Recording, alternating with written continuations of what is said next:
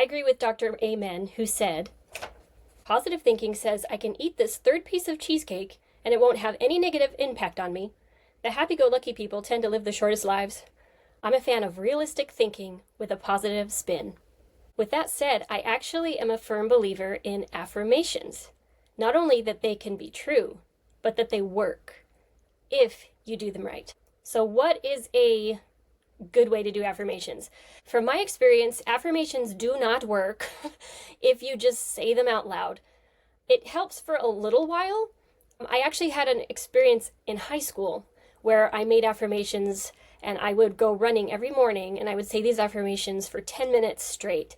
And I had little sticky notes everywhere on my folders and my doorknobs and my mirrors that said things like, I am the best runner in the state, I am incredibly fast, I'm getting faster every day, and they were really good affirmations. But as soon as I stopped saying them, they stopped working. I got really sick, I stopped going on my morning runs, I just kind of fell off the boat there.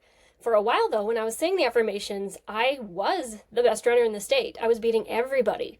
And towards the end of the season, I struggled and I didn't quite make it as I had hoped.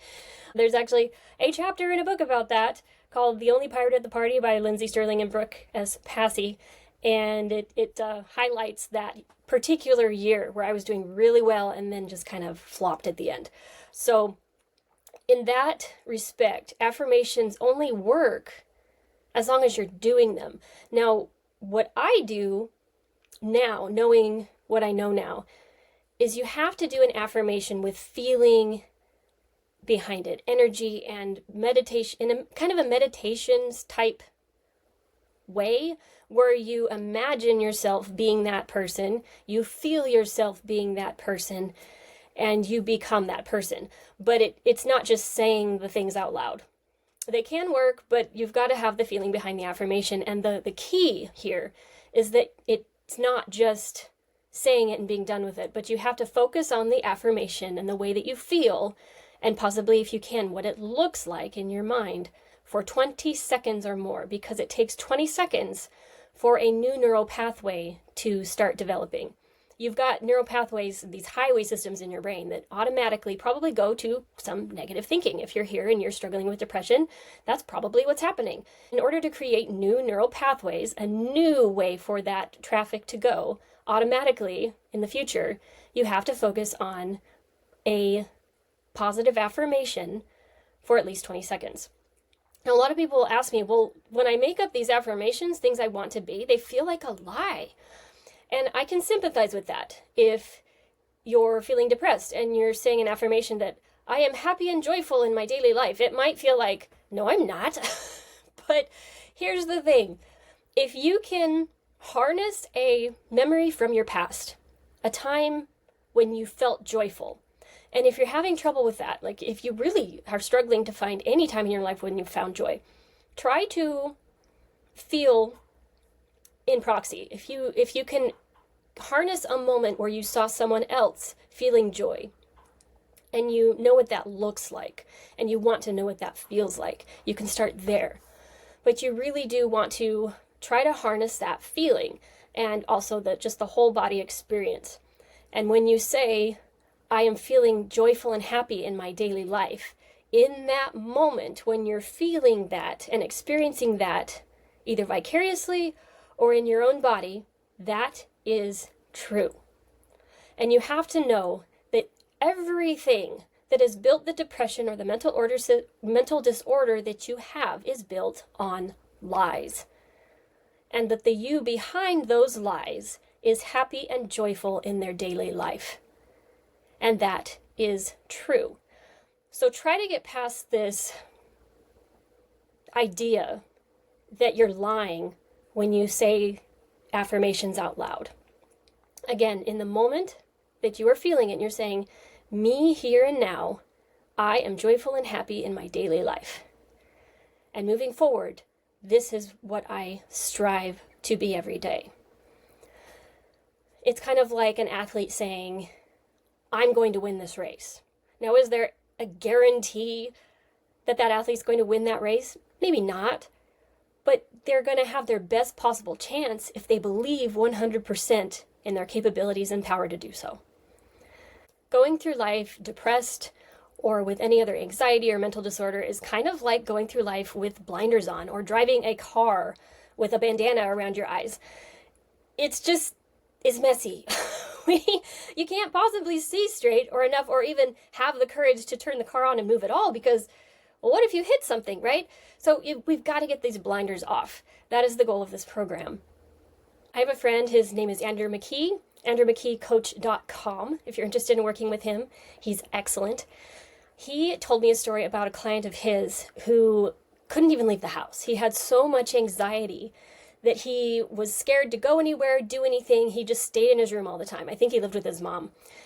And Andrew worked with him and made him make a list that basically itemized all the things he currently did, which was stay home, I play video games, all these things.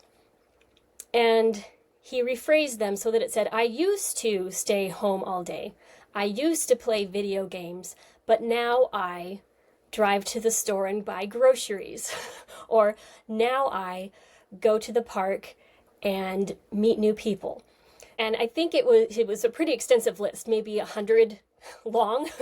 I don't remember. And I remember my friend, though, Andrew, saying that he was floored the next day when I think he was supposed to meet with this client by Zoom.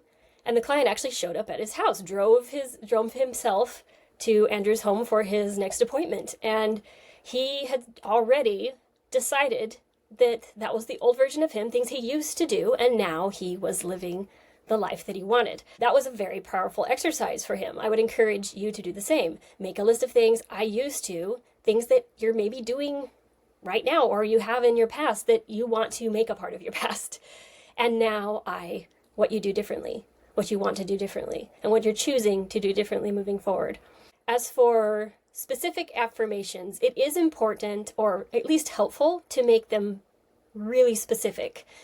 It's also helpful to be careful how you word your affirmation. For example, you don't want to say, I no longer want to be poor, or I'm no longer going to be poor, because that's putting the idea that I am poor. I am poor. That's what you're hearing in your mind.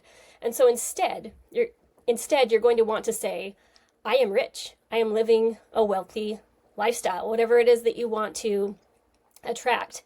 I am going to purchase a beautiful home soon.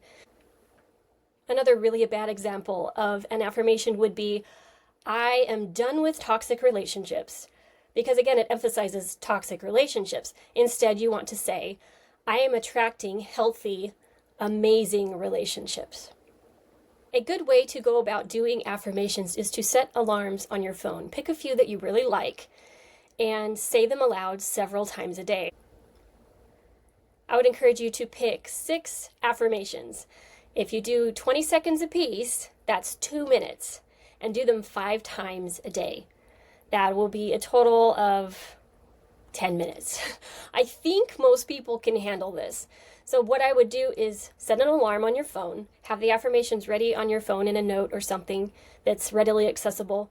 You could also put them on sticky notes around your house, places you'll see them. You are absolutely welcome to do them more than 5 times a day. The more, the better, but at least 5 times a day where you are focused for 2 minutes, 20 seconds each, where you're feeling the affirmation, you're imagining the affirmation, you are being the affirmation.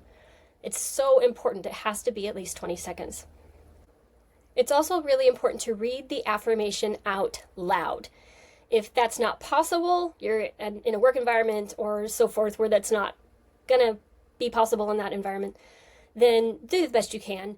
Do it when you go to the bathroom or any place where you have the ability to say these things out loud, because it really does make a difference. And with passion behind it, at least try. You might feel like you're acting for a while, and that's okay. Eventually, the acting, the feeling behind the acting, because a good actor, they don't just say the lines, they don't just act the way, they feel it in their soul. If they're the bad guy, they are mean, they are the bad guy, and they feel like the bad guy. Some people who've played bad guys in movies have had psychological problems afterwards because they had to really embrace that character, and it's maybe been hard for them to unattach from. So I wouldn't recommend that, but identifying with the the amazing human that you're going to be, the perfect actor for that particular role.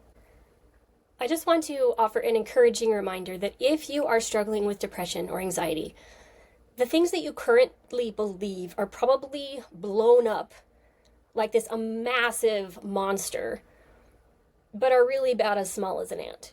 In your mind, they seem big, but a lie. You are not what you think you are. You are not who you think you are. And the affirmations are designed to bring you to your true power and your true purpose and your true identity that you are working towards and you will continue to work towards throughout your entire life, as we've talked about before. Overcoming depression is really like fighting battles that will ultimately win a war. As Abraham Lincoln said, "All persons held as slaves shall thenceforward, and forever be free." That is what I want for you. We want emotional, spiritual, mental, and physical freedom. And that is what we are set out to do here on this program.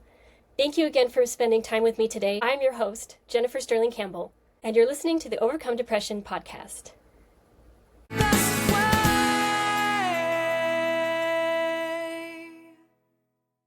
If you are new to this podcast, please go watch all of the hashtag introduction videos first, and then consider downloading the Overcome Depression workbook. Links in the description. The content in this podcast is based on my own personal beliefs, is for informational purposes only, and is not intended to substitute for medical advice, diagnoses, or treatment. Please refer to the full legal disclaimer in the description.